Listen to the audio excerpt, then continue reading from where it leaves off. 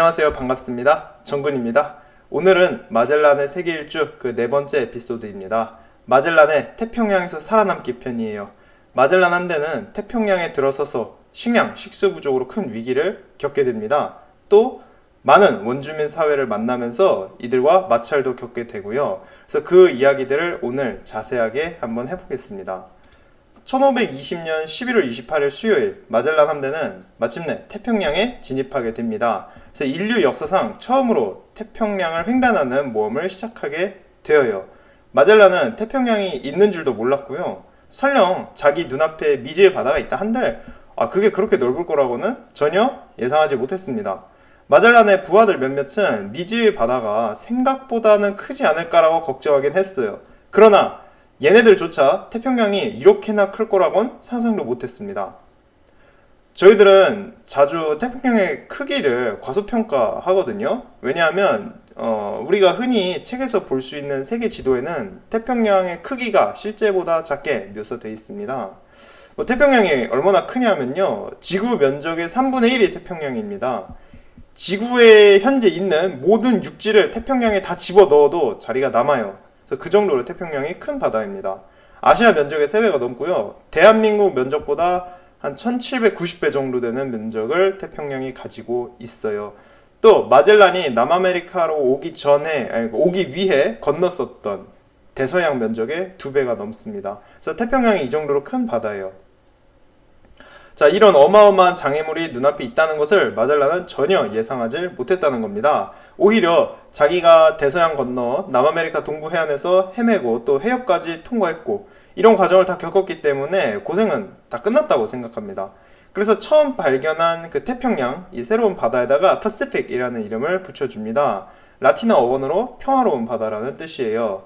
그러니까 이제 자기는 고생 다 끝났고 평화로운 바다를 만났다, 이렇게 이름을 붙인 건데요. 그러니까 자기는 앞으로 꽃길만 걸을 것 같다라고 생각을 했던 겁니다.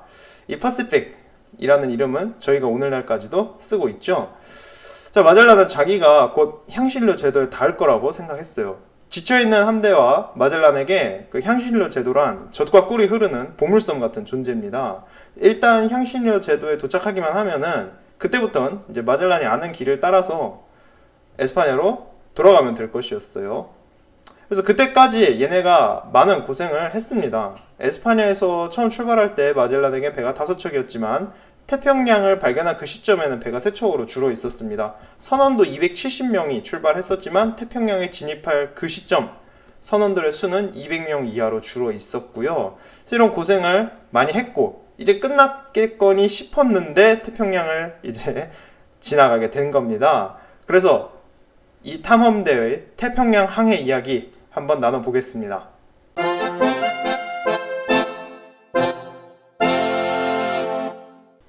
지금까지 마젤란은 부하들의 반란도 겪었고요, 길도 헤매고 폭풍우도 겪고 온갖 고난을 다 헤쳐왔습니다. 그럴 때마다 마젤란은 때론 슬기롭게 때론 무자비하게 대처해서 그 고난을 다 이겨냈어요.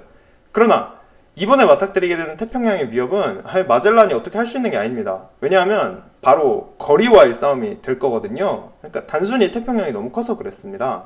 1520년 12월 1일부터 마젤란은 야심차게 태평양으로 나아갑니다. 다 이때는 아직은 남아메리카 서쪽 해안에 가깝게 붙어서 항해를 했었어요. 그렇게 2주 정도 정말 아무 일 없이 무난하게 함대는 항해합니다. 그리고 12월 18일에 마젤란은 마침내 항로를 바꿔요. 오늘날 칠레 수도인 산티아고 근방에서 방향을 확 꺾어서 새로운 항로를 따라 서쪽으로 움직이기로 한 겁니다. 그래서 본격 태평양 횡단이 시작한 것이죠. 이 횡단은 지금까지 함대가 겪어왔던 모험들에 비하면은 큰 사건 사고 없이 꽤 무료하게 흘러갑니다. 그러니까 원주민도 없었고 반란도 없었고 폭풍도 없었어요. 날씨도 쾌청했고 바람도 잘 불었습니다. 그러니까 선원들은 매일같이 무료한 시간을 배에서 죽이기만 하면 됐어요. 선원들이 머물러야 했던 배가 정말 작다고 말씀드렸었죠. 그러니까 배 넓이가 테니스장만 했단 말이에요. 테니스 코트만 했습니다. 그래서 어디 움직일 공간도 별로 없었어요. 여기서 자기들끼리 카드게임하고 책 보고 기도하고 떠들고 이런 거 말고는 별 시간 때울 방법이 없었습니다. 자, 만약에 함대에 식량이 충분히 있었다면은 선원들은 이렇게 무료한 시간을 보내면서 별 큰일 없이 태평양을 건너갈 수 있었을 거예요. 그런데 그 식량 문제가 함대에 닥치게 됩니다. 애시당초 함대가 태평양에 진입할 때 함대에겐 3개월분의 식량만 남아 있었어요. 이 3개월이라는 계산도 정말 허리띠를 졸라 매었다는 가정하에 3개월을 버틸 수 있던 겁니다. 그 식량의 질이나 퀄리티는 말할 수 없을 정도로 떨어져 있었고요. 마젤란은 이런 수준의 식량으로도 태평양을 쉽게 건널 수 있을 거라고 생각했었어요. 우선 태평양이 얼마나 넓은지 모르고 있었고, 또 가는 길에 분명히 섬이 나올 것 아니겠어요? 거기 들러서 부족한 식수와 식량을 보충하면 될 거라고 생각했습니다. 지금까지 대서양, 남아메리카 해안에서는 계속 이렇게 해왔거든요. 그래서 별 걱정 안 해도 되겠다 싶어서 무작정 태평양으로 돌격을 한 겁니다. 그래서 재밌지 않습니까? 태평양이라는 존재를 처음 발견한 동시에 발견하자마자 바로 횡단에 도전을 한 거죠. 자, 그런데 태평양에 진입하고 나서부터 마젤란한테 정말 운이 따라주질 않습니다. 일단 남태평양에서 만날 수 있을 뻔했던 섬들을 죄다 지나친단 말이죠. 일단 지도를 보시면 남태평양에는 섬이 몇 개 있지도 않아요. 섬도 별로 없는 지역입니다. 예전에 이스터섬 이야기를 한 적이 있습니다. 그때 이스터섬을 비롯한 남태평양 섬들이 전 세계에서 가장 고립되어 있는 사회였다고 말씀을 드렸어요. 그러니까 그런 만큼이나 섬이 많지도 않고 이웃에 있는 섬들도 몇 개 없습니다. 그런데 하필이면 정말 재수없게도 그나마 몇 개 있는 섬도 마젤란이 죄다 비껴갑니다.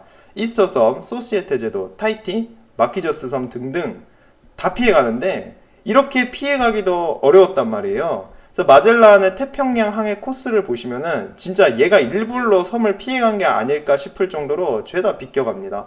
이러면서 함대에게 절실하게 필요했던 신선한 물 그리고 식량을 얻지 못하게 된 거예요.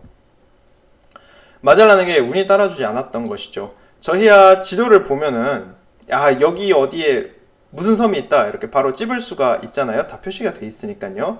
그러나 마젤란은 이 넓은 망망대에 대체 어디에 섬이 있는지 모릅니다. 어떻게 찾아요? 겨우 깃털이 날아오르는 정도나 주변에 새가 있거나 하는 정도로만 그 근처에 섬이 있다 그 존재 유무를 알 수 있었단 말이에요. 또는 다른 썰인데요. 마젤란이 섬이 있다는 사실을 어렴풋이 알았어도 무시하고 계속 갔을 거다 이런 얘기도 있습니다. 그러니까 어차피 목적지인 향신료 제도 곧 나올 건데 뭐하러 시간을 계속 지체하냔 말이죠. 마젤란은 이미 에스파냐 국왕과 약속한 일정보다 지금 늦었단 말이에요. 그래서 시간이 지체된 만큼 함대를 계속 몰아붙였을 가능성도 있습니다. 자, 어찌되었든 아무런 보급도 받지 않고 망망대해를 계속 항해하다 보니까 선원들에게 곧 대재앙이 닥치게 됩니다. 그래서 본격 태평양에서 살아남기 시작이 되는 거죠. 우선 식량이 부족해지다 보니까 보급량이 계속 줄어듭니다. 선원들은 목이 마르고 배가 고팠어요. 선원들의 삶이 얼마나 처참해졌는지를 보겠습니다. 이 얘기를 하다 보면은 정말 눈물이 납니다. 심금을 울려요. 먹는 얘기부터. 함대에는 고기가 있었거든요. 마지막에 들렀던 육지인 파타고니아에서 얘네가 사냥해서 고기를 저장해뒀습니다. 하지만 파타고니아에서 저장해뒀던 소금에 절인 물개고기, 펭귄고기 이거 전부 썩어서 구더기가 들끓고 있었어요. 근데 이마저도 못 버리고 먹을 수 있는 부위 발라내고 먹어야 했습니다. 이 구더기는 돛과 장비를 갉아 먹었고요. 선원들의 옷도 못 쓰게 만듭니다. 함대의 기록관, 그러니까 취재기자였던 피가페타도 식량이 얼마나 부족했는지 기록하고 있어요. 피가페타는 함대가 신선한 음식을 보충받지 못한 채 3개월하고 20일을 더 견뎠다고 합니다. 벌레들이 먹어치워 가루만 남은 비스킷으로 연명했다고 해요. 이 비스킷은 이미 비스킷이라 부르기도 힘들었고 쥐 오줌 냄새가 진동했다고 합니다. 식수도 며칠째 노랗게 썩은 물만 마셨다고 해요. 너무 배고파서 배전이 닳지 않도록 돛대 끝에 덮어두는 소가죽까지 먹었다고 합니다. 이 소가죽은 햇빛과 비바람을 맞아서 딱딱해져 있었는데 이걸 바닷물에 사나흘 적신 뒤에 숯불에 구우면은 간신히 먹을 수 있었다고 해요. 가판에 쌓인 톱밥도 긁어 먹었다고 합니다. 저번에 배에 쥐가 많았다고 이야기를 했었어요. 그러니까 선원들이 대서양을 건널 때 어떻게든 쥐를 박멸하기 위해 가진 노력을 기울였었거든요. 그런데도 쥐를 박멸하지 못했습니다. 근데 태평양에 들어서고 나서 굶주린 선원들이 쥐를 마구 잡아먹기 시작하거든요. 이러니까 마침내 쥐도 수가 급감하게 됩니다. 선원들 사이에서 쥐 한 마리가 매우 비싼 값에 거래가 되었고요. 그나마도 수가 줄어들면서 값이 계속 올라가게 됩니다. 선원들이 먹게 된 음식의 질도 현저히 떨어졌어요. 에스파냐에서 싣고 왔던 비스킷은 이미 썩을 대로 썩었죠. 비스킷을 먹으려면 이걸 여러 번 털어서 안에 있던 바구미나 각종 벌레들을 털고 먹어야 했다고 합니다. 물 역시 썩었죠. 일단 나무통에다가 식수를 보관하고 있었는데요. 이것 때문에 부패가 더 심각하게 진행되었습니다. 여러분, 상에서 노란색, 초록색으로 변한 물, 거기 안에 온갖 벌레와 이끼가 자라있는 물을 눈 딱 감고 코 막고 매일 마셔야 한다고 생각해 보세요. 너무 끔찍하죠? 근데 이런 것조차 부족해서 못 마시고 있었습니다. 이런 처참한 생활을 해야 했다는 거죠. 그래서 저희가 새삼 오늘날 저희가 쓰고 있는 냉장고라든지 통조림, 또 발전한 그 보존 용기들이 얼마나 우리의 삶을 윤택하게 만들어주고 있는지 새삼 느낄 수 있습니다. 이 시대에는 그런 게 하나도 없었죠. 자, 이런 음식을 먹다 보니까 선원들이 여러 가지 치명적인 질병에 걸리게 됩니다. 특히 피해가 컸던 게 괴혈병이었어요. 이 괴혈병이라는 병은 오늘날 대한민국에 살고 있는 일반인은 아무도 걸리지 않습니다. 들어본 적도 없어요. 전염병도 아니고요. 치명적인 병원균에 의해서 걸리는 것도 아닙니다.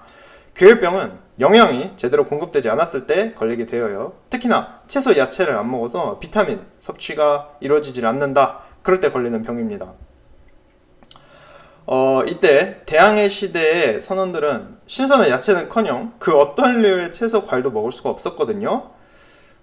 보존할 방법이 없는데 어떻게 장기간의 그 뱃생활에서 신선한 음식, 특히나 야채를 먹을 수가 있겠습니까?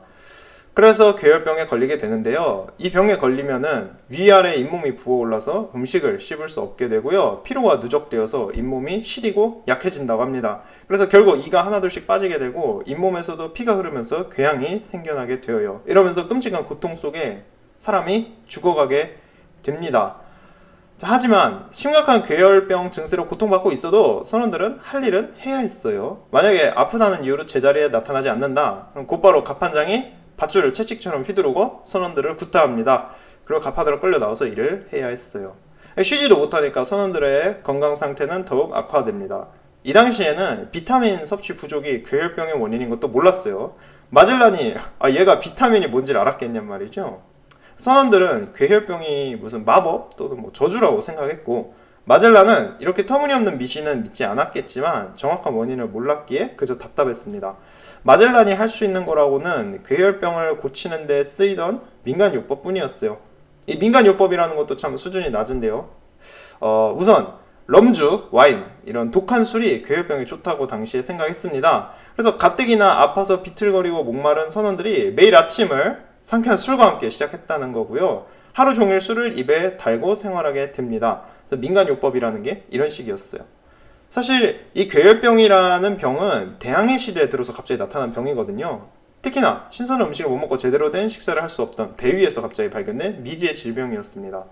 1498년 포르투갈의 바스코 다가마 일행이 아프리카 해안을 탐사하던 무렵에 처음 괴혈병을 만났다고 해요. 이때 다가마가 만난 아랍인들이 괴혈병을 치료하는 데 쓰라고 오렌지를 주거든요. 그러니까 아랍인들은 유럽인들보다 더 일찍 항해를 열심히 하고 다녔잖아요. 그랬던 만큼 괴혈병을 낫게 하는 법을 얼추 알고 있던 것 같습니다. 그래서 간단하거든요. 그러니까 신선한 과일, 야채 많이 먹으면 됩니다. 그러나 다가마는 이 사실을 몰랐어요. 그래서 인도로 항해하던 3개월 동안 30명의 선원을 괴혈병으로 잃습니다. 이 원인을 몰랐던 다가마는 나쁜 공기 때문에 선원들이 병에 걸렸다고 생각합니다.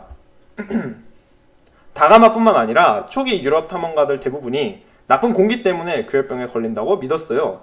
덕분에 대항해 시대 초기에 에스파냐, 포르투갈 선원들은 괴혈병에 걸려서 숱하게 죽게 됩니다. 나중에 한 200년 넘는 세월이 흐른 뒤에야 괴혈병 문제가 해결되거든요. 영국 탐험가 제임스 쿡이 야채를 먹여야 한다는 것을 깨닫고 선원들에게 소금에 절인 양배추를 잔뜩 먹입니다. 그 결과 괴혈병에 걸린 선원이 단 한 명도 발생하지 않게 돼요. 그래서 1795년에 영국 왕립 해군에서 괴혈병 예방을 위해서 매일 레몬 주스와 라임 주스를 배급하게 됩니다. 그거는 한참 나중의 일이고요. 아무것도 몰랐던 마젤란은 자기 부하들이 날마다 괴혈병에 걸려 쓰러지는데도 어찌 손쓸 방법이 없었어요. 함대 기록관 피거페타는 괴혈병으로 죽은 동료들에 대해서 쓰고 있습니다. 그래서 얘네가 파타고니아에서 납치해왔던 원주민 포로 1명, 그리고 수많은 선원들이 목숨을 잃어요. 픽업했다는 19명이 목숨을 잃었다고 기록합니다. 그래서 죽지 않은 사람들 외에도 일반 선원들 대부분이 팔다리 혹은 신체의 다른 부위에 계열병으로 인한 그 질환을 앓았다고 해요. 함대에 건강한 사람은 정말 극소수였다고 합니다. 피가페타는 건강했던 사람들 중 한 명이었어요. 피가페타뿐만 아니라 마젤란도 건강했고요. 선장들과 고위 관리들도 모두 건강을 유지합니다. 피가페타는 신의 가호로 나는 아픈 데가 없었다고 놀라워해요. 근데 이거는 관리들에게 신의 가호가 내려져서가 아닙니다. 그러니까 얘네만 설탕에 절인 과일이라는 특식을 먹을 수 있었기 때문에 아프지 않았어요. 과일을 통해서 비타민을 섭취하고 있었으니까 괴혈병이 얘네만은 비껴간 겁니다. 물론 본인들은 자기들이 왜 건강한지 잘 몰랐겠죠. 자, 이제 함대는 약해질 대로 약해진 환자들을 잔뜩 싣고 태평양을 나아가고 있었습니다. 중간에 섬을 몇 개 발견하기는 해요. 그러나 물도 없었고 사람도 살고 있지 않은 작은 산호섬 몇 개만 발견했습니다. 함대의 상황을 호전시켜줄 섬을 만나질 못해요. 그러나 다행히도 좋은 날씨가 계속 유지되었고 바람도 잘 불었어요. 그래서 빠른 속도로 항해할 수는 있었습니다. 그렇게 북진한 함대는 2월 13일에 적도를 넘어요. 이쯤에 들어서 마젤란은 혼란스러웠습니다. 그러니까 예정대로면은, 그러니까 자기 계산대로면은 진즉에 향신료 제도에 도착했어야 하거든요.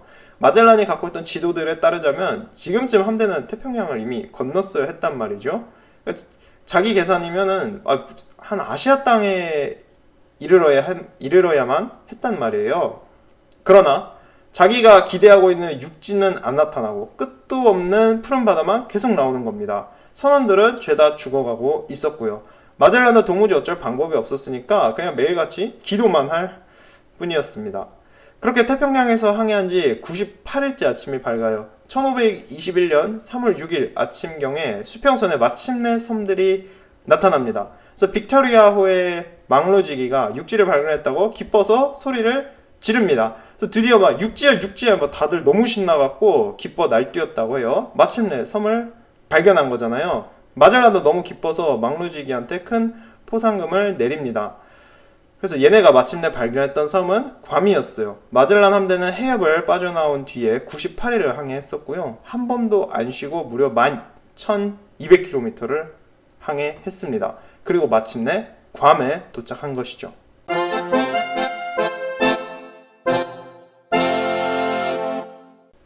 괌은 한국인들도 잘 알고 있는 섬이죠. 휴양지로 너무 유명하지 않습니까? 한국에서 3,100km 정도 떨어져 있고요. 비행기 타고 4시간이면 갈 수 있습니다. 그런 만큼 한국인들 괌으로 여행 많이 가죠. 저도 4박 5일간 괌 다녀온 적이 있습니다. 정말 너무 좋았고요. 완벽한 휴가를 보내고 왔었어요.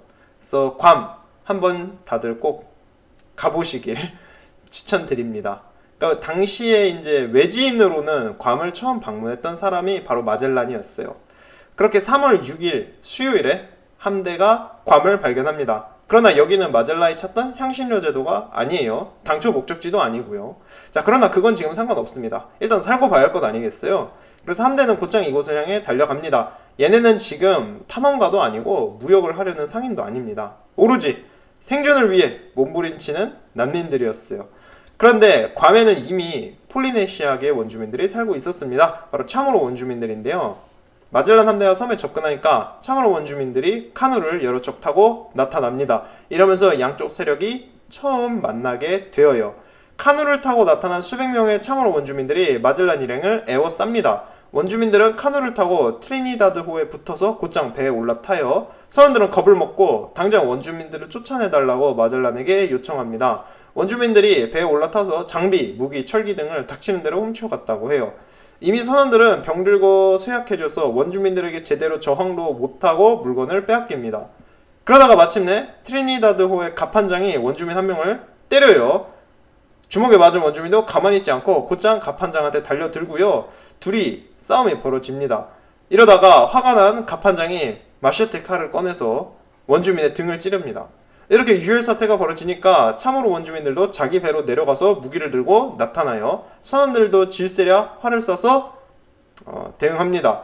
그러나 참으로 원주민들의 수가 워낙 많았기 때문에 많은 선원들이 몽둥이에 맞고 넘어지게 돼요.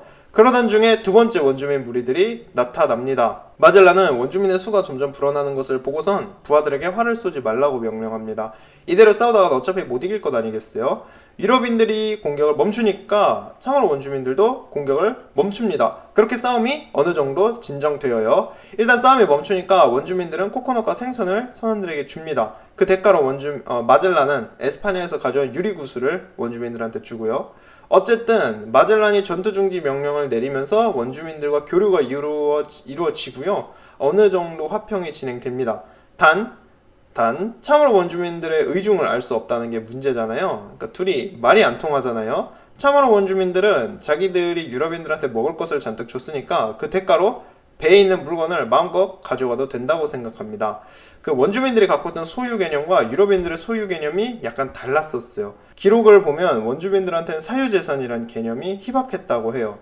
갖고 있던 물건을 대부분 그 부족민들이 공유하는 형태였고, 이렇다 보니까 당연히 자기들이 뭔가를 줬으니 마젤란 함대가 갖고 있던 물건도 자기들이 쓸 수 있다고 생각을 했던 것 같습니다. 그래서 선원들이 돛을 내리고 해변으로 가는 동안에 원주민들이 카누를 타고 와서 물건을 마구 훔쳐가기 시작합니다. 심지어 함선에 실려있던 마젤란의 보트까지 가져가요. 이것 때문에 마젤란이 꼭지가 돕니다. 이건 총사령관인 자기에 대한 심한 모욕이라는 거죠.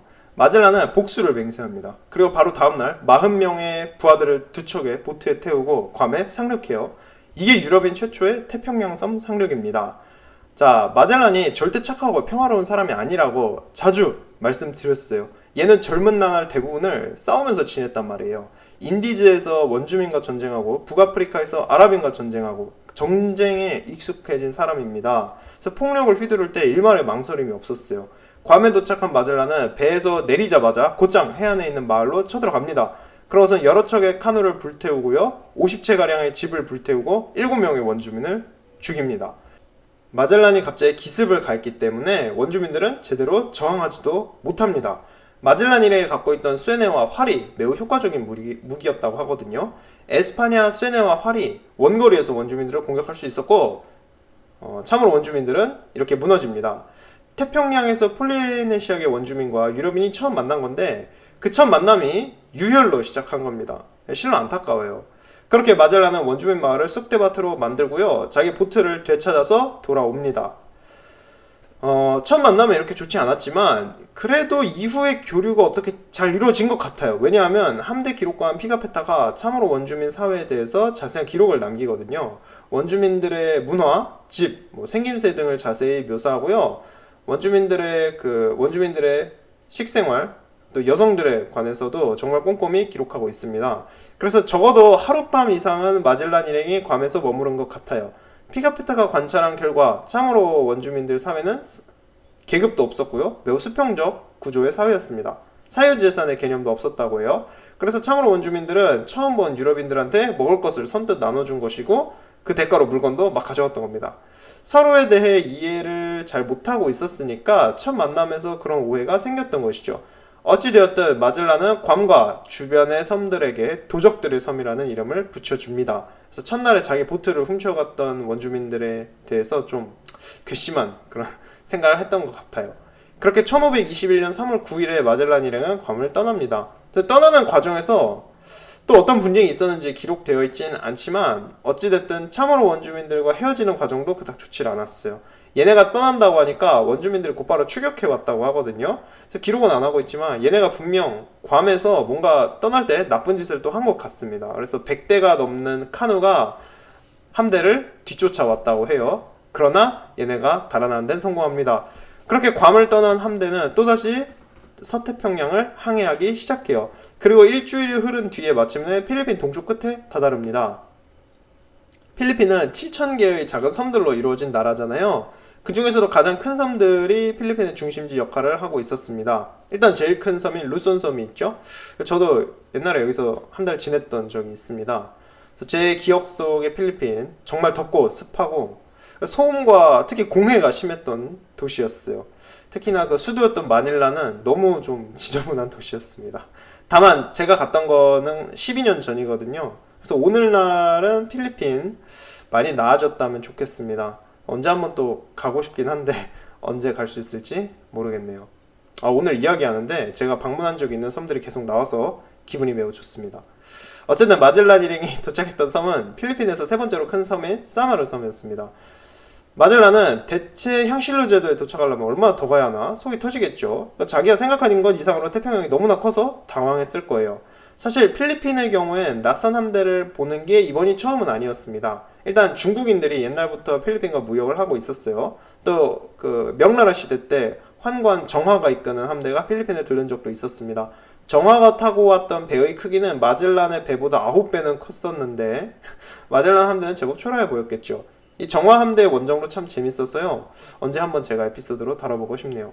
뭐 정화가 아프리카까지 항해했고 희망봉도 돌았고 호주까지 갔었다, 뭐 여러 이야기가 있잖아요. 그래서 재밌는 인물입니다. 어쨌든 오늘은 마젤란 이야기를 하는 날이니까 마젤란한테 좀 집중을 해볼게요. 마젤란은 필리핀을 찾긴 했지만 그 다음에 어찌 해야 될지 고민하고 있었습니다. 일단 얘가 가진 지도에는 필리핀이 안 나와 있어요. 향신료 제도가 아닌 건 확실했습니다. 그래서 일단은 닻을 내릴 만한 항구를 찾아보기로 해요. 그래서 잠시 들러서 식수와 식량만 보충하고 후딱 떠날 셈이었습니다. 그렇게 여기저기 둘러보다가 필리핀의 호모노 섬에서 안전한 항구를 발견해요. 이곳에는 울창한 야자수 숲이 있었고 물도 있었습니다. 마젤란은 선원들을 이끌고 섬에 주거용 천막을 2개나 세워요. 그렇게 마침내 마젤란 함대가 육지에 제대로 내려서 쉴 수 있었습니다. 그러니까 썩은 내 나는 그 죽음의 배에서 탈출한 것만 해도 얼마나 기뻤겠어요. 마젤란은 괌에서 가져온 돼지 한 마리를 잡아서 파티를 열어줍니다. 우리가 살아서 육지를 밟을 수 있다, 이 경축하는 거죠. 그러나 이곳 역시 원주민들이 살고 있었습니다. 3월 18일 월요일, 옆에 있는 술루안 섬 쪽에서 9명의 원주민을 실은 보트가 다가와요. 괌에서 태평양 원주민들과 처음 만남을 가졌었죠. 그리고 그 만남은 잘 이루어지지 않았습니다. 이제 필리핀에서 두 번째 만남이 시작되는 거죠.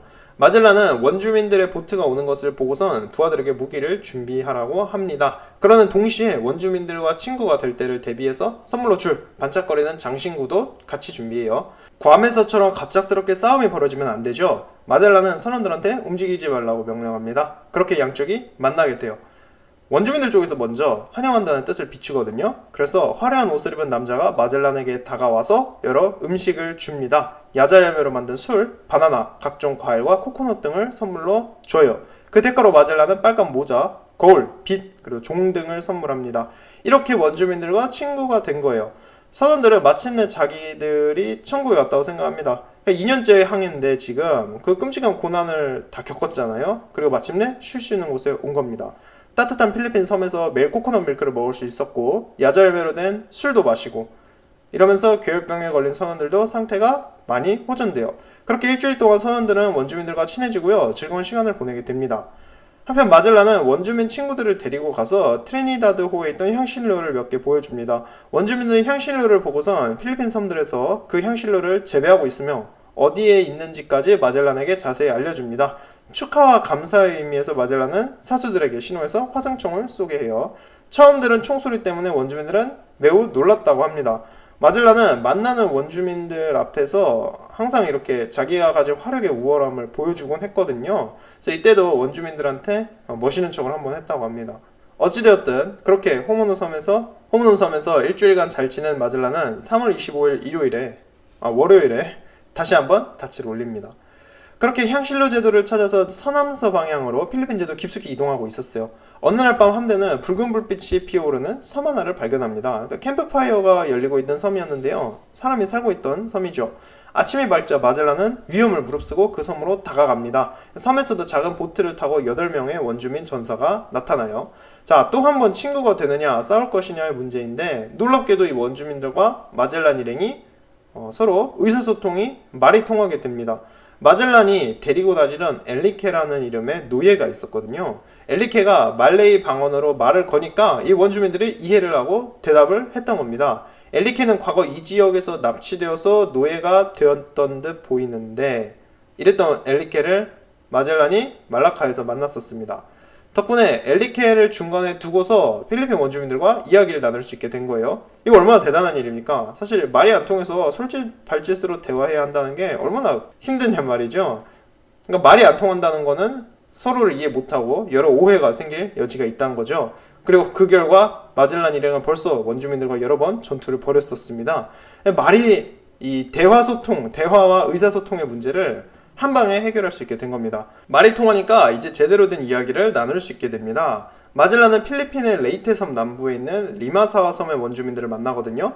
여기서 리마사와 섬 왕을 만납니다. 리마사와 섬 원주민들은 이방인을 처음 본 게 아니었다고 해요. 거의 5세기 가까이 중국 무역상들이 이 섬을 드나들었거든요. 따라서 이 섬 사람들은 무역이 무엇인지를 알고 있었습니다. 따라서 다른 섬들 원주민들에 비해서 마젤란 일행에게 호의적이었어요. 게다가 중간에 엘리케를 두고 엘리케가 통역관으로서 이제 통역을 해주면서 말도 통한 겁니다.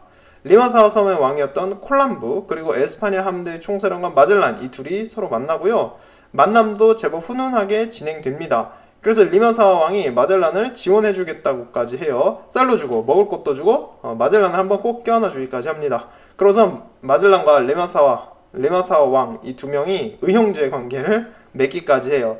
그렇게 해서 함대는 필리핀에서 마침내 마음껏 쉴 수 있게 된 겁니다.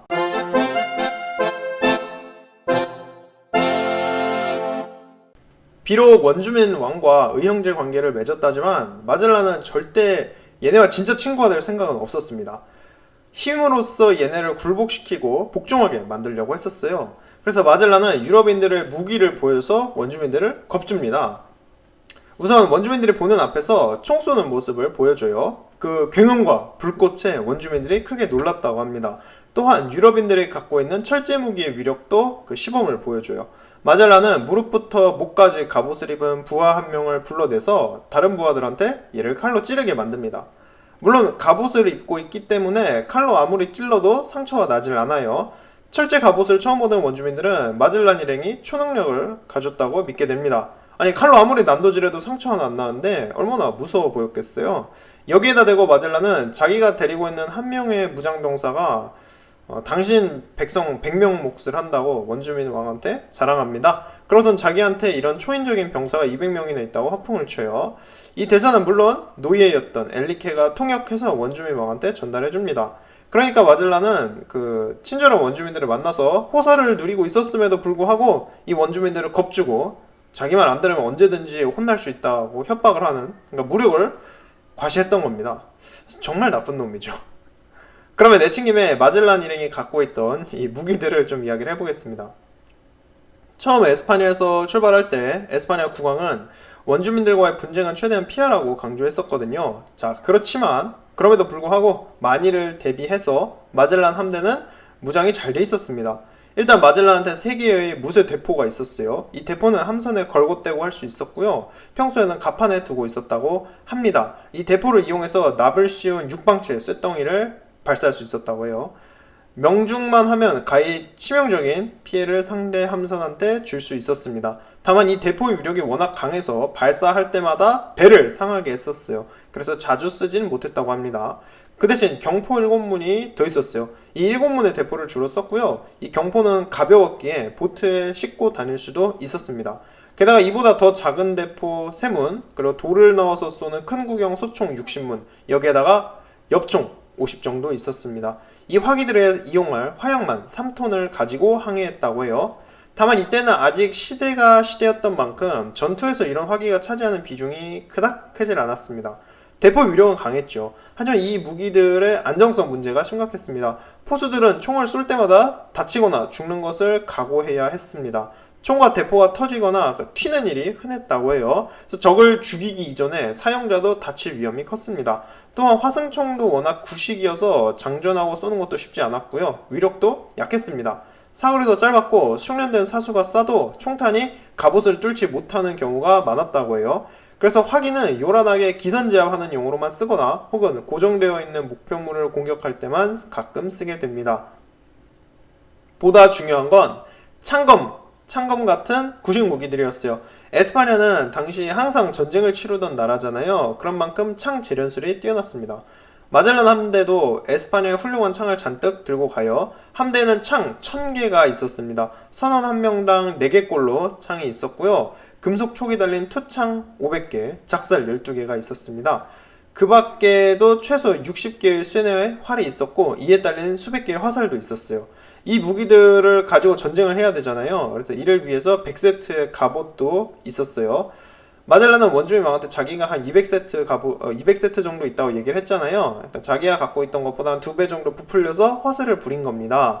그러나 철로 만든 갑옷 100세트만 있어도 정말 대단하죠. 왜냐면 원주민들이 갖고 있는 돌, 몽둥이, 나무로 만든 창, 이런 걸로는 갑옷을 뚫을 수가 없었거든요. 마젤란 본인도 쇠사슬로 덮인 갑옷, 또 깃털로 장식한 헬멧, 그리고 6개의 칼을 가지고 있었습니다. 그러니까 마젤란이 가는 데마다 설치고 다니고 원주민들을 겁내지 않았던 거는 다 이런 이유가 있던 겁니다. 그러니까 우수한 이런 무기들로 무장하고 있었기 때문입니다. 어쨌든 이렇게 무력을 보여주면서 마젤란은 리마사와 섬 원주민들과는 잘 지내요. 함대 기록관 피카페타는 함대 외교관으로 임명되거든요. 그래서 에스파냐 배와 리마사와 원주민들 사이를 오고 가면서 사절 역할을 합니다. 이러면서 여러 기록들을 원주민들에 대해서 남기고요. 피카페타의 기록에서 눈여겨볼 게 원주민들한테 금이 많았다고 해요. 장신구, 술잔, 접시 등 어디든 금을 쓰고 있었습니다. 왕의 처소도 금으로 장식되어 있었다고 해요. 함대 입장에서 노다지의 섬을 발견한 셈이죠. 먹을 것도 많고 원주민들도 친절하고 금도 많습니다. 마젤란은 섬 원주민들과 여러 거래를 하는데요. 이때 금의 가치를 눈치채지 못하게 야삭빠르게 원주민들과 거래합니다. 마젤란이 원주민들을 잘 속여갔고 원주민들은 금을 같은 무게의 철과 동등한 값어치로 쳐줬거든요. 이를 이용해서 함대는 큰 이윤을 남기게 됩니다. 또 마젤란은 독실한 크리스천이었는데 그랬던 만큼 원주민들에게 기독교의 힘을 보여주고자 합니다. 그래서 부활절 미사에 원주민들도 참석하게 만들고요. 섬에다가 십자가도 세웁니다. 종교도 전파하고 무역도 성공적으로 했죠. 자, 그런데 마젤란의 욕심이 여기서 끝나질 않아요. 원주민들 왕과 마젤란이 둘 사이에서 정치에 관한 이야기도 자주 오고 가는데요. 리마사와 섬은 적대 관계에 있는 섬이 두 곳 있었습니다. 원주민 왕은 이 섬들의 골치야 라고 얘기를 해요. 이러니까 마젤란이 흔쾌히 자기가 나중에 다시 올 때 부하들을 이끌고 가서 당신의 적들을 무찔러 주겠다라고 합니다. 아마도 그 자기 함대가 세다고 왕한테 잔뜩 자랑을 했던 참이기도 했고 마젤란 본인도 필리핀 제도에 확실한 아군을 만들어 두면 좋겠다고 생각했던 것 같아요. 그래서 전혀 그럴 필요가 없는데 갑자기 리마사와 섬 원주민들의 전쟁에 자기가 참가하겠다는 의사를 밝힌 겁니다. 마젤란 목표는 향신료만 잔뜩 싣고 에스파냐로 돌아가면 되는 거잖아요. 근데 쓸데없이 이런 원주민들의 전쟁에 참가하게 되면서 일이 점점 꼬입니다. 어찌됐든 서로 이 정도로 친하게 지내는 사이가 되었던 겁니다. 호영호재하는 사이가 되었어요. 마젤란은 친해진 만큼 떠나기 전에 어떻게든 원주민들 왕한테서 더 많은 식량을 뜯어내려고 합니다. 원주민들은 일단 당장은 자기들도 나눠줄 게 더 없다고 얘기를 하고요. 대신 세부섬에 가면 더 많은 식량을 얻을 수 있을 거라고 마젤란에게 조언합니다. 마젤란은 향신료 제도에 가기에 앞서 세부섬에 들러보는 게 좋겠다고 생각하고요. 원주민 왕들은 길 안내를 위한 항해사까지 붙여주고 심지어 리마사 왕이 직접 따라가기까지 합니다. 또 마젤란 일행과 어찌나 사이가 좋았던지 식량도 더 지원을 못 해주는 걸 계속 아쉬워했어요. 마젤란은 떠날 일정을 이틀이나 연기하면서 막 추수한 식량까지 배에다 싣습니다. 보면은 정말 원주민들과 사이가 좋았던 것 같아요. 왕도 심지어 마젤란 배를 타고 세부섬으로 같이 갑니다. 그렇게 마침내 리마사와 섬에서 출발해요. 그리고 4월 7일에 세부섬에 도착합니다. 세부섬도 한국인들한테 휴양지로 많이 알려진 섬이죠. 저도 세부섬 나중에 꼭 가보고 싶은데요. 이 섬은 저희 제주도 면적의 한 2.5배 정도 되는 제법 큰 섬이고요. 또 마젤란이 도착할 당시에 세부섬에는 큰 원주민 사회가 자리 잡고 있었습니다. 마젤란 역시나 세부섬이 자기들이 지금까지 봤던 그 어떤 것보다 번창한 곳이라는 걸 알아봅니다. 일단 마젤란 기준에서 문명이라는 게 존재하는 섬이었어요. 여기에 도착할 때부터 마젤란은 절대 평화롭게 나타나질 않습니다. 마젤란은 세부섬 항구에 들어서자마자 총포를 쏘고요. 깜짝 놀란 원주민들한테 사절단을 보내서 대뜸 친구를 맺자고 이야기를 합니다. 사절단은 자신들은 세상에서 가장 위대한 왕과 왕자를 모시고 있는데 그를 위해 몰루카 제도를 찾아갈 것이라고 이야기를 해줘요. 또한 리마사 섬의 왕으로부터 좋은 얘기를 들었고 식량을 구입하기 위해 세부섬을 찾았다고 전합니다. 이 말을 듣고 세부섬의 왕은 마젤란 함대를 환영하면서 세부섬 항구에 들어서는 모든 함선은 자기한테 세금을 내야 한다는 규칙을 알려줍니다. 나흘 전에 그 섬에 아랍 상인들이 들렀었는데 얘네 역시 세금을 바쳤다고 마젤란한테 이야기를 해요. 증인으로 나온 아랍 상인 역시 원주민 왕에게 조공을 바치는 게 당연하다고 얘기를 합니다. 그러나 마젤란은 오히려 원주민 왕과 아라벤을 비웃어요. 마젤란은 절대 원주민들을 자신과 대등한 존재로 보질 않았습니다. 오히려 원주민들은 마젤란 자신이 항해하면서 발견한 노획물이자 언제든 노예로 삼을 수 있는 그런 존재로 봤었어요. 나쁜 놈이죠. 마젤란은 원주민 왕은 물론 그 누구에게도 세금을 바치지 않겠다고 선언합니다. 그러고선 평화나 전쟁 둘 중 원하는 것을 너희에게 주겠다고 큰 소리를 떵떵 쳐요. 원주민 상인은 세부섬 왕을 우습게 보지 말고 신중하고 조심하라고 충고해줍니다. 그러나 마젤란은 이 충고도 흘려들어요. 오히려 원주민들의 왕이 자신들을 건드리면 그 왕을 바로 죽여버리겠다고 경고합니다. 그렇게 첫날 교섭은 결렬되고요. 세부섬 왕은 잠시 생각해 볼 테니 다음날 다시 만나자고 합니다. 그래도 중요한 게 노예 엘리케가 통역을 맡아줬잖아요. 그래서 얘를 통해서 대화를 계속 나누고 있다는 겁니다. 이것만 해도 정말 감격스러운 발전이죠. 이게 안 되면은 어디 외교를 맺을 수 있기래요. 교섭을 맺을 수 있기래요. 아무것도 못하죠. 다음날 교섭은 계속 진행이 됩니다. 마젤란한테는 스페셜 카드가 있었어요. 바로 그 마젤란과 의형제 관계를 맺었던 리마사 섬의 왕이 있잖아요.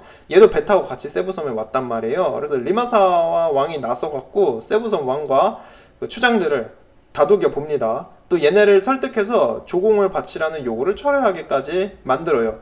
리마사 왕은 세부섬 지도자들을 설득하면서 그 어떻게 이야기를 했을 것 같냐면요. 예컨대 마젤란 일행 쟤네 엄청 세 이렇게 이야기를 하지 않았을까 싶어요. 리마사 왕은 마젤란 일행의 화기의 위력도 봤고 그 칼과 철제 갑옷의 힘도 보지 않았습니까? 자, 이런 이야기를 듣고 난 뒤에 세부섬 원주민 지도자들도 마젤란과 친구가 되는 게 낫다고 판단합니다. 그래서 세부섬 왕이 자기가 위대한 에스파냐 왕한테 조공을 바치겠다는 제안을 해와요. 마젤란은 기꺼이 이 제안을 받아들이면서 다른 누구와도 거래하지 않고 세부섬 왕과만 거래하겠다고 선언합니다. 그렇게 다소 혼란이 있었지만 마젤란은 세부섬 원주민들과도 동맹을 맺고요. 그날 세부섬 왕과도 의형제 관계를 맺습니다. 이 의형제를 어떻게 맺는 거냐면요. 저희가 의형제 하면은 도원결의 이런 것만 생각하는데 당시 폴리네시아계 원주민들의 의형제 어떻게 맺느냐. 원주민 왕과 마젤란 이 둘 모두 칼로 상처를 냅니다. 살짝 상처를 내고요. 흘러내린 이 둘의 피를 술에 섞어서 나눠 마시는 거예요. 그러니까 한마디로 피를 나눈 형제 관계를 이렇게 맺었다고 합니다. 벌써 원주민 왕 2명과 의형제를 맺었죠. 거기에 세부섬 원주민들도 마젤란에게 융숭한 대접을 해줍니다. 마젤란은 기분이 좋았겠죠. 또 다음 날인 화요일에 마젤란은 세부섬 원주민들한테도 유령 무기를 자랑해 보입니다. 총 대포 쏘는 거 보여주고 갑옷의 위력을 시범 보여준 거죠. 한마디로 내가 이만큼 세니까 나랑 같은 편이 되는 게 좋다 이렇게 몇 번씩 확인을 시켜준 겁니다. 이러니까 마젤란의 힘이 강력하다는 소문이 세부섬에 퍼져나가요. 세부섬 왕의 조카도 8명의 족장을 데리고 마젤란을 만나러 오고요. 세부섬 주민들은 진심으로 마젤란 일행을 동료로 받아들입니다. 그래서 성대한 잔치까지 열어줘요. 그래서 마젤란을 포함해서 많은 선원들이 세부섬 육지로 놀러 가고요. 여기서 술과 고기도 대접받고 원주민 여성들과도 놀면서 흥청망청 지냅니다. 함대 기록관 피카페타까지도 자기가 원주민 여성과 관계를 가졌다고 고백하고 있습니다. 4월 14일에는 세부섬 왕이 세례를 받아요. 세부섬 왕은 카를로스라는 세례명을 받게 되고요. 리마사 왕은 요한이라는 세례명을 받습니다. 마젤란은 자기가 가는 곳마다 원주민들을 개종시키려고 무진장 노력했었거든요. 그 독실한 크리스천으로서 원주민들에게 기독교를 전파하려 했습니다. 마젤란은 개종을 하건 안 하건 자유라고 항상 원주민들한테 얘기하거든요. 그러나 한편으론 반항적인 족장들을 모아서 왕을 섬기고, 그러니까 기독교 왕을 섬기고 복종하지 않으면 죽여버리겠다고도 협박합니다. 족장들 뿐만 아니라 세부섬 왕비, 왕자들도 세례명을 받고 개종해요. 어쨌든 자이든 타이든 세부섬 일대에서 기독교로 개종한 원주민만 2200명 정도 됩니다. 이 모든 원주민들이 진짜로 기독교를 받아들인 것인지 아니면 이 믿음이 마젤란이 떠나고 나서 얼마나 지속될 것인지 그것은 모르는 일이죠. 하지만 세부섬에서 수많은 원주민들을 개종시키던 마젤란, 이때가 바로 마젤란의 탐험가 인생 최전성기입니다. 뭐 성공할 건 다 성공했던 것 같아요. 1521년 4월 중순인데 이때가 마젤란은 반란도 진압했었고 해협도 찾아냈고 지도에도 없는 태평양을 발견하고 심지어 항해까지 했습니다. 필리핀을 에스파냐 영토로 선포했고 그 땅의 원주민들을 개종시키는데도 성공한 거잖아요. 실로 여러가지 대단한 성취를 했습니다. 그러나 마젤란 본인이 이런 성공에 도취되었다는 게 문제였어요. 마젤란은 일단 어떻게든 기독교를 널리 퍼뜨려 보려고 혈안이 되어 있었거든요. 비록 수천 명의 원주민이 개종했다지만 아직 마젤란을 탐탁지 않게 여기던 족장들이 많았습니다. 그런데 마젤란은 얘네들까지 다 개종시키려 했단 말이에요. 당연히 여기에는 폭력이 동원될 수밖에 없었습니다. 에스파냐인들이 가는 곳마다 사실 원주민 사회와 마찰이 있지 않았습니까? 에스파냐인들은 원주민들을 일단 자기들과 동등한 존재로 보지 않았고 또 이교도를 매우 멸시했었습니다. 이는 마젤란 역시 다를 바 없었죠. 마젤란은 개종하지 않는다면 이들의 재산을 빼앗고 죽여버리겠다고 협박해요. 그리고 자기 말이 단순한 공갈이 아니라는 것을 보여주기 위해서 부하들을 무장시켜서 인근에 있는 막탄섬에 보냅니다. 마젤란 부하들은 막탄섬의 원주민 마을을 덮쳐서 마을을 쑥대밭으로 만들어요. 그래서 마을에 불을 질러서 잿더미로 만들고 그 위에 십자가를 세웁니다. 이렇게 마젤란이 자기 실력을 마구 보여주니까 세부섬 원주민들 대부분이 마젤란에게 복종해 와요. 마젤란 본인도 세부섬을 장악하고 원주민들에게 이래라 저래라 명령하고 그러면서 계속 선교 활동을 하고 있었습니다. 오랜 항해에 지쳤던 선원들도 세부섬에서 평화롭게 지내고 있었고요. 겉으로 보기에는 원주민들과 제법 잘 지내는 듯 했습니다. 왕들도 친구고 원주민들도 개종시키고 다들 친구가 되고 하하호호 잘 지내는 것 같았어요.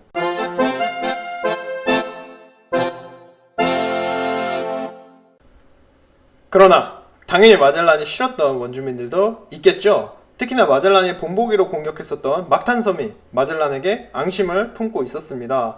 막탄섬은 세부섬에서 한 15km 남짓 떨어져 있는 작은 이웃섬이에요. 막탄섬 원주민들은 침략자 마젤란이 정말 싫었던 것이죠.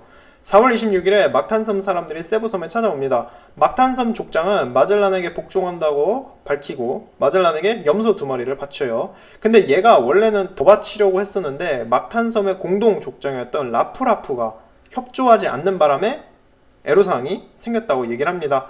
이 막탄섬의 족장 라프라프, 얘는 기독교 개종에 격렬히 저항했던 원주민 족장이고요.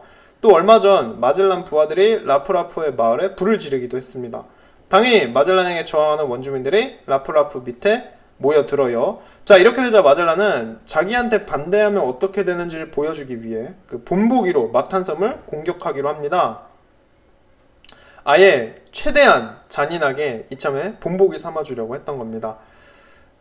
친구 원주민들이 마젤란을 돕겠다고 해요. 그러나 마젤란은 이를 거절합니다. 에스파냐의 전사들이 어떻게 싸우는지 너흰 그냥 지켜보기만 하라는 것이죠. 이러면서 마젤란은 호기롭게 원주민들의 병력 지원을 받아들이지 않습니다. 자기 부하들만으로 충분하다고 생각했어요. 자, 이게 바로 마젤란의 죽음을 부르게 되는 막탄섬 전투인데요. 자, 막탄섬 전투 이야기 지금부터 좀 자세히 보겠습니다. 마젤란이 마지막으로 치른 전투기도 하고요. 함대가 자기 목표를 잊고서 괜히 쓸데없이 원주민들의 전쟁에 끼어들면서 벌어진 일입니다. 자, 그럼 그 이야기 보죠. 마젤란은 그렇게 막탄섬과 전쟁을 한다고 밝힙니다. 선원들 모두가 경악해요. 오랜만에 좋은 곳에 도착해서 편히 쉰다 싶었는데 갑자기 선장이 전쟁을 벌인다는 거잖아요. 게다가 이 전쟁은 사실 함대의 목적을 생각해보면 전혀 얻을 게 없는 전쟁입니다. 마젤란 함대의 목적은 향실로 제도에 가서 향실로를 최대한 많이 싣고 무사히 에스파냐에 돌아오는 거잖아요. 물론 가는 길에 만난 원주민들과 친해지고 선교 활동도 하면 좋겠죠. 근데 이건 다 부차적인 일이에요. 더더욱 원주민들 전쟁에 자기가 참가한다? 이거 진짜 쓸데기 없는 짓입니다. 선장들도 마젤란의 결정에 반대하고요. 저희가 알아야 할 것이 필리핀에 도착해 있던 그 시점에 마젤란은 이미 많은 함대원을 잃은 상황이에요. 그 고된 항해를 겪으면서 많은 동료를 잃은 상태인데 여기서 또 전쟁까지 한다는 것이잖아요. 마젤란의 최신복들까지 전쟁에는 반대합니다. 자, 그러나 마젤란이 온고집이죠. 매우 독단적인 사람입니다. 마젤란은 끝끝내 전쟁을 치르자고 고집을 부리고요. 전쟁 한번 치러서 괘씸한 원주민들한테 본때를 보여주자고 합니다. 대신 반대 의견이 많았던 만큼 병력은 최소한으로 줄이고요. 함선도 해안 멀리 정박시키기로 해요. 그렇게 마젤란이 전쟁에 나섭니다. 마젤란 본인, 또 함대 기록관 피가페타, 마젤란의 노예였던 엘리케, 서자, 크리스토방, 레벨로 등을 비롯해서 60명이 이 전쟁에 참가하게 될 것이에요. 이들 모두 갑옷을 입고 투구를 씁니다. 얘네가 타고 갈 보트에는 작은 대포도 싣고 가게 될 거예요. 그리고 구경꾼도 있습니다. 에스파냐 전사들이 얼마나 잘 싸우나 구경하려고 세부섬 왕과 그 왕자, 족장 등 30명도 배 타고 옵니다. 마젤란이 거기 딱 그 배 타고 잘 구경하라고 얘기를 해요. 그렇게 동트기 직전에 얘네 모두 배를 타고 막탄섬에 도착합니다. 여기서 마젤란은 라프라프한테 메시지를 보내요. 한마디로 에스파냐 왕에게 복종하고 조공을 바치지 않으면 가만두지 않겠다는 메시지였습니다. 지금까지는 마젤란이 이렇게 이야기를 한 다음에 총 몇 방 쏴서 협박하면 원주민들이 예외 없이 충성을 맹세했거든요. 그래서 이 전술이 그대로 먹힐 거라고 생각했습니다. 쉽게 이길 줄 알았어요. 그도 그렇게 일단 막탄섬 원주민들이 가진 대나무 창으론 에스파냐 갑옷을 뚫을 수 없습니다. 마젤란은 총 몇 방 쏘면 원주민 전사들이 달아날 거라고 생각하고 있었습니다. 그러나 막탄섬 원주민들 그리고 얘네들의 족장 라프라프는 항복하지 않아요. 그러는 한편 공격 개시와 전쟁을 아침 무렵까지 유보하자고 전해옵니다. 마젤란은 이 얘기를 듣고서는 뭔 소리야 이랬겠죠. 라프라프가 지연 전술을 썼던 건데요. 마젤란이 메시지를 보내고 이 답신을 기다리고 하는 그 몇 시간 사이 원주민들은 집들 사이에 함정을 파둡니다. 여기로 마젤란을 유인할 셈이었어요. 마젤란이 라프라프와 몇 번의 메시지를 주고받는 그 사이에 해가 뜹니다. 이제 마젤란은 어둠을 이용해서 공격할 수 없게 되었고요. 조수의 덕을 볼 수 없게 되었습니다. 막탄섬 주변 암초와 암석 때문에 보트가 상륙할 수가 없었거든요. 그래서 얘네 모두 중간에 내려서 해안가까지 걸어가야 했습니다. 물은 눈에 띄게 얕아졌고 조수 때문에 보트도 떠밀려갔어요. 마젤란 함대의 배들 역시 저 멀리 수심 깊은 곳까지 밀려갔습니다.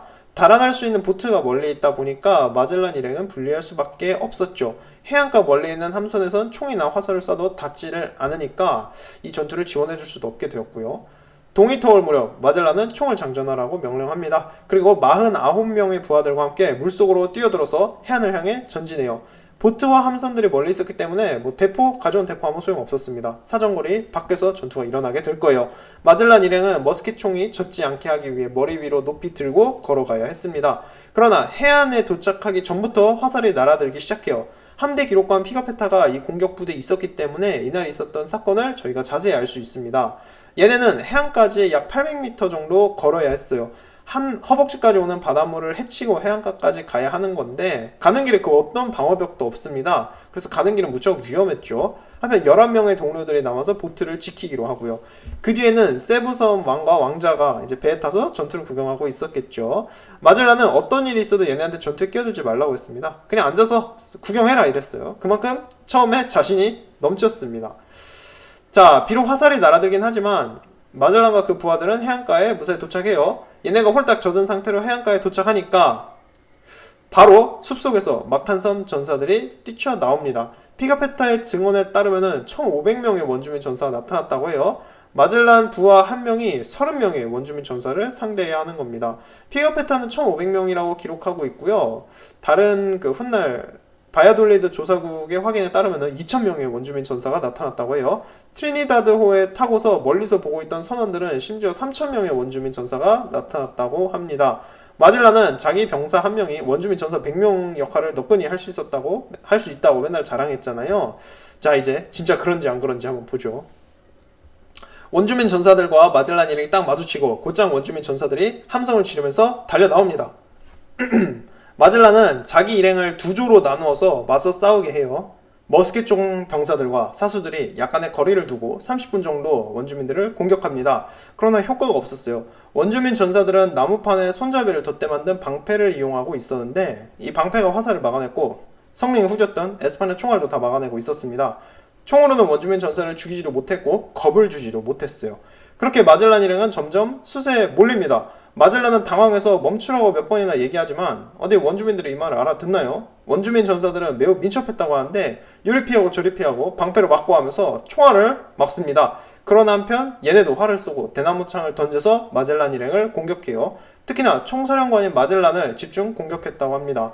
다만 얘네는 튼튼한 철제 갑옷이 있잖아요. 그 덕분에 마젤란은 계속 버틸 수 있었다고 합니다.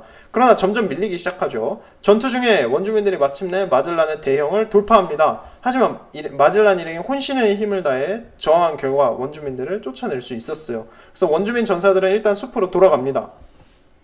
마젤란은 원주민들의 집을 불태워서 얘네를 자극하려고 해요. 그래서 해안가 인근에 있는 원주민 마을을 공격합니다. 마젤란의 돌격대가 마을로 가서 30채의 오두막에 불을 붙여요. 마을이 불타니까 원주민 전사들은 분노해서 다시 공격에 나섭니다. 또 미리 파두었던 함정과 여기저기 매복해 있던 전사들이 뛰쳐나오고요. 다시 전투가 벌어져요. 자, 이쯤 되면 원주민들도 자신들의 무기가 에스파냐 갑옷을 뚫지 못하는 것은 알고 있습니다. 그 대신 갑옷이 가려주지 못하는 부위를 집중 공격해요. 그게 주로 다리였습니다. 그래서 전투가 진행됨에 따라서 마젤란의 부하들 대부분이 다리에 상처를 입게 되어요. 중과부적의 상태에 놓이면서 마젤란과 선원들 모두 돌, 창과 화살 더미 속에서 몸을 구부리고 이동해야 했습니다. 마젤란은 혼란 속에서 최대한 부하들을 모아보려고 해요. 그 순간 독화살 하나가 마젤란 오른쪽 허벅지에 맞습니다. 마젤란은 원래 다리를 절던 장애인이었잖아요. 그런 상태에서 허벅지에 화살을 맞으니까 움직이기도 힘들어졌습니다. 마젤란의 부하들은 대형이 흐트러지면서 죄다 여기저기 흩어졌단 말이에요. 그래서 이미 전투에서 패배한 건 확실했고요. 40명 정도 되는 부하들은 죄다 보트를 향해 달아나고 있었습니다. 마젤란은 부상 때문에 빠르게 달아날 수 없었어요. 다친 마젤란 곁에는 겨우 8명의 부하들만 남아서 얘를 지키고 있었습니다. 함대 기록관 피가페타 역시 부상을 입고 이마에서 피를 흘리고 있었어요. 자, 이렇게 되자 마젤란은 천천히 퇴각하라고 명령합니다. 계속해서 화살, 창, 돌이 쏟아져 내리고 있었고요. 원주민들도 마젤란을 알아보고 집중 공격을 합니다. 치열한 육탄전이 벌어지고 마젤란의 투구도 2번이나 벗겨졌다고 해요. 다친 와중에도 마젤란은 계속 싸움을 벌였고요. 이런 혼전이 1시간 정도 지속됩니다. 의기양양하게 막탄섬을 공격하러 왔던 마젤란 일행이지만 원주민들의 매복에 걸려서 어느샌가 목숨을 보존하기 위해 해안가를 향해 달리고 있던 것이죠. 마젤란은 자기 곁에 있던 부하들한테 어서 빨리 달아나라고 이야기를 합니다. 자기는 이미 다쳐서 속도를 낼 수가 없었거든요. 그렇게 해안가까지 얘는 달아납니다. 그러나 보트는 너무 멀리 있었고 원주민 전사들이 여기저기서 몰려들고 있었어요. 자, 여기서 마젤란의 최후를 저희가 보겠습니다. 마젤란은 다리에 독화살을 맞은 상황이었고 정수리에도 상처를 입어서 그 흘러내리는 피 때문에 눈을 잘 뜨질 못하고 있었습니다. 그런 와중에도 창을 들고 싸우고 있었어요. 이때 마젤란은 자기 부하들이 달아나는 시간을 벌기 위해서 마지막까지 원주민 전사들과 싸움을 벌이고 있었다고 합니다. 함대 기록관 피가페타는 마젤란이 마지막까지 싸우면서 원주민들을 막았던 덕분에 자기들이 달아날 수 있다고 이야기를 하고 있어요. 마젤란 최후의 30초를 재구성해 보겠습니다. 해안까지 밀린 그 상황, 2번째 화살이 마젤란의 허벅지에 명중합니다. 이미 옛날에 다쳐서 왼쪽 다리는 절고 있었기 때문에 그 다리로는 몸을 지탱할 수가 없었어요. 또 그런 상황에서도 마젤란은 창으로 원주민 전사 1명을 찔러서 죽이거든요. 그러나 시체에 창이 깊숙이 박히는 바람에 다쳐서 힘이 없던 마젤란이 이 창을 다시 뽑을 수가 없었습니다. 그러는 중에 원주민의 창이 마젤란의 얼굴에 맞습니다. 마젤란은 급히 칼을 빼들려고 하는데요. 칼이 칼집에서 절반쯤 나왔을 때 또다시 오른팔에 부상을 입게 돼요. 이어서 원주민 전사 1명이 어널도 같은 커다란 단검으로 마젤란의 왼쪽 다리를 내리치고요. 그대로 마젤란은 바닥에 쓰러집니다. 이어서 원주민 전사들이 몰려들어서 마젤란을 덮쳐서 칼과 창으로 마구 찌르고 마침내 마젤란이 목숨을 잃게 돼요. 이날 벌어진 막탄섬 전투에서 그렇게 마젤란이 죽게 됩니다. 몇 차례 벌어진 공방에서 많은 부상자가 속출했고요. 마젤란을 포함해서 7명의 함대원이 전사해요. 뒤늦게 마젤란을 도우러 왔던 개종한 세부섬 원주민 4명도 전사합니다. 반면 막탄섬 원주민 전사들은 15명이 죽었어요. 마젤란은 뛰어난 뱃사람이었죠. 정말 대단한 모험가였습니다. 하지만 그런 동시에 원주민들을 업신여겼고 멸시했습니다. 또 지나치게 호전적이었죠. 싸움 너무 좋아했습니다. 결국 지구를 반바퀴 돌았던 그 시점에 전쟁을 벌이던 도중 전사하게 된 거죠. 함대 기록관이자 이 전투를 목격했던 피가페타, 얘는 마젤란을 정말 좋아했고 존경했거든요. 그 마젤란이 피가페타보다 10살 정도 많았는데 항해하는 동안 이 둘이 친했습니다. 그래서 피가페타의 항해 일지를 보면은 이때 그 마젤란의 죽음에 대해서 진심으로 슬퍼하고 있어요. 눈물겨운 기록이 나옵니다. 그래서 마젤란이 거의 뭐 선생님 같은 느낌이었던 것 같아요. 피가페타한테. 다만 모든 함대원이 피가페타같이 슬퍼하진 않았습니다. 대부분 함대원들은 마젤란이 자기 죽음을 자초한 거라고 이야기를 하거든요. 그러니까 전혀 무익한 전쟁을 벌이다가 마젤란도 죽었고 얘만 죽은 게 아닙니다. 함대의 중요한 인력과 자산도 잃었습니다. 그러니까 영어식으로 제가 되게 좋아하는 말인데 He had it coming 이란 말이 있거든요. 그러니까 지가 자초한 거다 이런 말인데요. 생각해보면 마젤란한테 정말 알맞은 말입니다. 근데 마젤란의 죽음을 두고도 여러 이야기가 있는데요. 가장 큰 의문은 왜 도대체 배에 타고 있던 부하들이 마젤란을 도와주지 않았냐는 겁니다. 그 마젤란 함대의 배들 있잖아요. 이 배에 타고 있던 선원들 모두가 막탄섬 해안가에서 벌어지는 그 전투를 보고 있었거든요. 근데 그 누구도 지원 오질 않습니다. 오히려 위기의 순간에 지원을 왔던 것도 마젤란 부하들이 아니라 세부섬 주민들이었어요. 그 개종한 원주민 주민들 있지 않습니까? 얘네가 도우러 왔습니다. 자, 마젤란 함대원들이 썰물 때문에 너 멀리 있어서 대포로 도와줄 수 없었다는 거는 맞아요. 그러나 전투가 몇 시간 동안 지속되고 있었고 전투 시작하자마자 마젤란이 불리한 건 누가 봐도 확실했거든요. 자, 그런데 그 누구도 도와주러 오지를 않았어요. 그래서 어찌 보면은 이게 그 마젤란 함대 선원들의 소극적인 반란일 수도 있습니다. 그러니까 마젤란이 워낙 독선적이었고 옹고집이었잖아요. 실제로 여기까지 오면서 반란도 몇 번이나 겪었고요. 이랬던 마젤란의 인기가 뭐 태평양에 들어서서 갑자기 좋아질 리가 없습니다. 그래서 선원들이 일부러 도와주지 않았나 하는 썰도 있는 거죠. 그러니까 대놓고 반란을 일으켜서 마젤란을 죽이진 못하죠. 너무 무섭잖아요. 대신 마젤란이 곤경에 처했을 때 아무도 안 도와줬다는 겁니다. 또 정작 전투가 혼전이 되었을 때 진짜 7, 8명 빼고는 죄다 마젤란을 버리고 너도 나도 달아났다는 거죠. 자, 그래도 뭐 얘네의 경우 워낙 정신이 없었으니까 그럴 수 있었다고 할 수 있겠습니다. 어쨌든 그렇게 마젤란은 목숨을 잃었죠. 세부섬 왕과 그 측근들은 라프라프한테 메시지를 보내서 마젤란과 희생자들의 시신을 돌려달라고 요구합니다. 시신의 대가로 원하는 만큼 대가를 지불하겠다고도 해요. 그러나 라프라프는 시체를 인도하지 않고요. 이건 자기들의 승리를 기념하기 위해서 간직하고 있겠다고 합니다. 그래서 오늘날까지도 이 위대한 탐험가라는 마젤란을 기념할 시신이 발견되지 않고요. 갑옷 조각조차 없습니다. 현재 필리핀에선 마젤란을 용감한 탐험가로 보고 있지 않아요. 필리핀 사람들 입장에서 마젤란은 침입자고 살인자입니다. 생각해보면 맞는 일이에요. 맞는 말이에요. 필리핀 원주민들이 자기들끼리 오순도순 잘 살고 있었는데 어느 날 마젤란이란 놈이 갑자기 나타난 거잖아요. 얘가 불쑥 나타나가지고 자기가 믿는 종교를 믿지 않으면 죄다 죽이겠다고 협박하고 자기 말 안 들으면 그 마을 찾아가서 불 지르고 사람들을 죽이고 이거 완전 깡패 아닙니까? 진짜 나쁜 놈입니다. 그래서 필리핀 사람들 입장에서 보면은 마젤란 그놈? 야, 잘 죽었다 싶은 거죠. 실제로 마젤란 이후 끊임없이 그 외세의 침략을 받으면서 필리핀 사람들 정말 힘든 시기를 보내게 되거든요.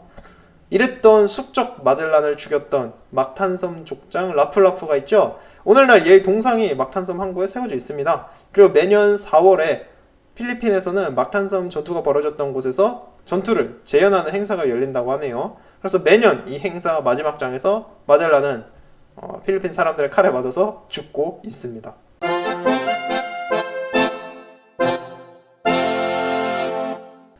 자, 마젤란은 죽었습니다.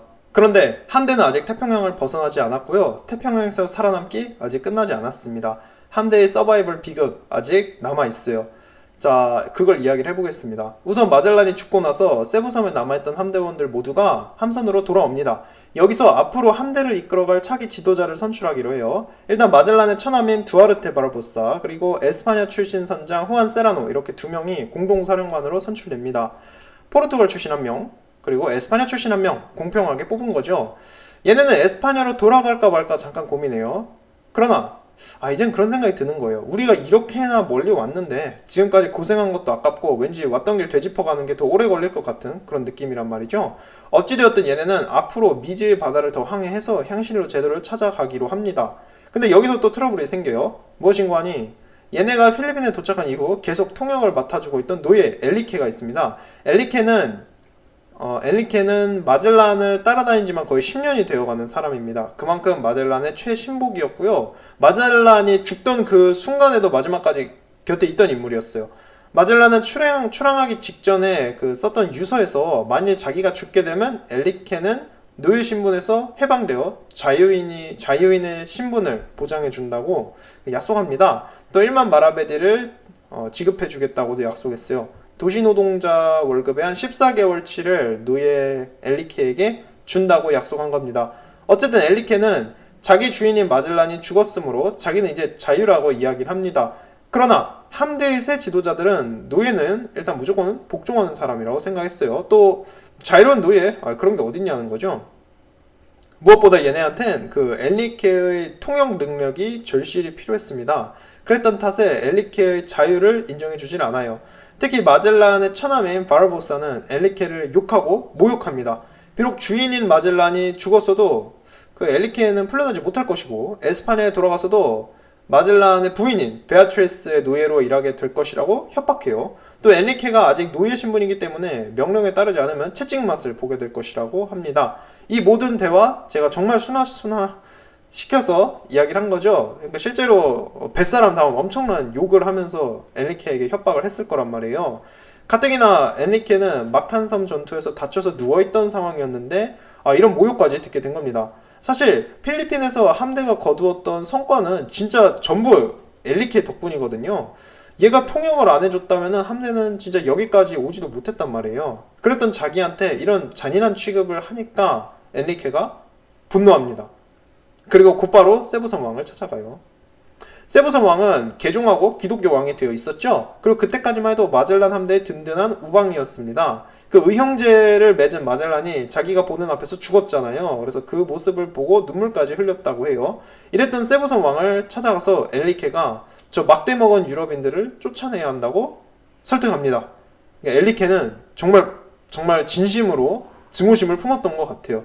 그래서 그동안 그 2년 가까이 함께 해왔던 함대원들을 전부 배신하고 이들을 죽일 생각을 했던 겁니다.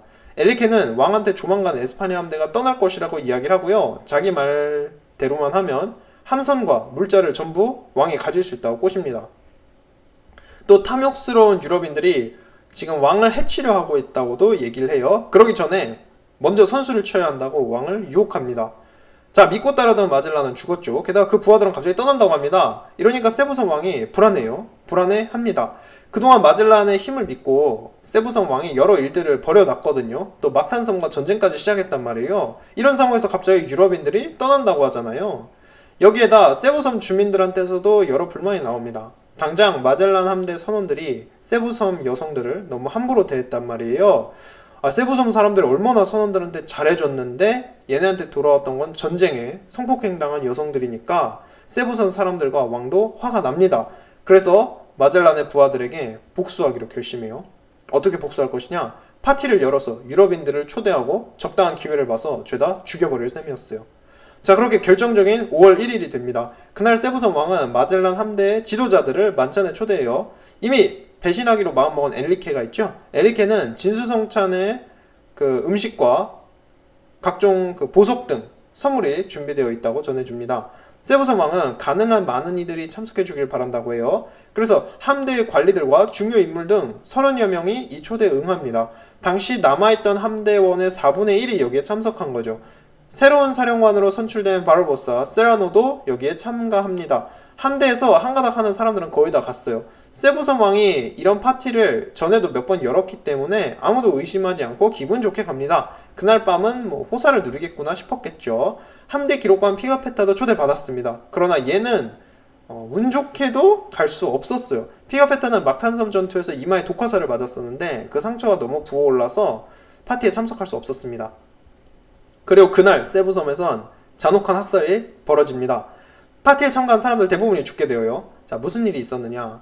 만찬이 끝나갈 무렵 무장한 원주민들이 야자수 숲에서 뛰어나와서 초대받은 손님들을 공격해서 27명을 죽입니다. 그리고 그 자리에 있던 신부와 항해사였던 후안 세라노를 붙잡아요. 살아남은 몇 사람은 함선까지 헤엄쳐오고 곧장 밧줄을 끊어 출항을 준비합니다. 세부섬 원주민들은 몇몇이 함대원들을 잡기 위해 바다로 뛰어들고요. 한편으론 항해사를 해변으로 끌고 와서 몸값을 요구합니다. 원주민들은 처음에는 철제총 한 자루를 요구해요. 함대원들은 이걸 보트에 실어서 보내줍니다. 그러자 원주민들은 또 다른 것을 요구해 오고요. 그것도 수용했지만 금세 또 더 많은 것을 요구해 옵니다. 이런 일이 여러 번 반복되자 결국 함대원들은 세부섬을 떠나기로 해요. 인질로 잡힌 신부와 항해사를 버리고 함대는 급하게 달아납니다. 수상한 낌새를 눈치채고 일찍 돌아왔던 항해사 카르발로와 하사관 에스피노사 그리고 필사적으로 달아났던 몇 명을 제외하면 최소 29명이 이날 죽임을 당합니다. 그렇게 세부섬을 떠날 때 함대원은 115명으로 줄어들어 있었어요. 에스파냐에서 처음 출발할 때 270여 명이었던 사람들이 어느새 115명으로 줄어든 겁니다. 세부섬에 있는 동안 얘네는 성공한 듯 했죠. 원주민들과 동맹도 맺었고 배불리 먹고 즐겁게 지냈습니다. 원주민들 수천 명을 개종시키기도 했고요. 그러나 불필요한 전쟁에 휘말렸고 결국엔 원주민들과의 사이도 어긋나게 됩니다. 이 과정에서 많은 함대원들이 목숨을 잃었고요. 5월 1일에 있던 학살로 인해서 함대는 가장 유능하고 성실한 인력을 잃었습니다. 생존자들의 수도 적었고 배도 너무 낡았습니다. 결국 함대는 남아있던 배들 중 한 척을 버리기로 해요. 그래서 콘셉시오노를 버리는데요. 함대에는 배가 3척 남아있었거든요. 트리니다드, 콘셉시오노, 빅토리아호. 이 중에서 콘셉시오노가 너무 낡아서 버리는데 적의 손에 넘어가지 않게끔 불태워버립니다. 그래서 1521년 5월 2일 밤에 콘셉시오노가 불타고요. 에스파냐에서 출발할 때 5척 가지고 출발했잖아요. 이 중에서 산 안토니오는 반란을 일으켜서 에스파냐로 맘대로 돌아가 버렸고 산티아고는 난파당했습니다. 그리고 콘셉시오노는 자기들 손으로 불태운 거죠. 이제 2척의 배만 남았고요. 아직 갈 길은 너무 많이 남았습니다. 얘네는 이제 지구 반바퀴 돌았단 말이에요. 목적지였던 향신료 제도는 아직 코빼기도 보이지 않고 있었고요. 그래서 얘네의 항해가 얼마나 위험했고 대항해 시대의 선원들이 목숨을 걸어야 했다는 것을 저희가 여기서 알 수 있습니다.